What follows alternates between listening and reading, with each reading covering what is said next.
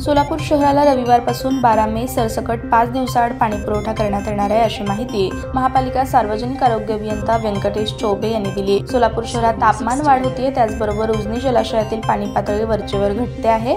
उजनी जलाशयातून सोलापूर शहराला पाणी पुरवठा होतो। यापूर्वीच पाणी पातळी घटल्यानं दुबार पंपिंगची यंत्रणा कार्यान्वित करण्यात आली आहे। गुरुवारी उजनीतील पाणी पातळी -43% होती। साधारणतः -43% पाणी पातळी झाल्यानंतर तिबार पंपिंगची यंत्रणा सुरू करावी लागते। या तिबार पंपिंगसाठी आवश्यक साधन सामग्री सज्ज ठेवण्यात आली आहे। उजनी धरणातून सोलापूर शहरासाठी शुक्रवारी 10 मे 2024 रोजी पाणी सोडण्यात येणार आहे। 20 मे 2024 दरम्यान पोहोचणारे हे पाणी सोलापूर शहरासाठी 20 जुलैपर्यंत पुरवावं लागणार आहे। त्यासाठी महापालिका प्रशासनाकडून आतापासूनच नियोजन करण्यात येत आहे।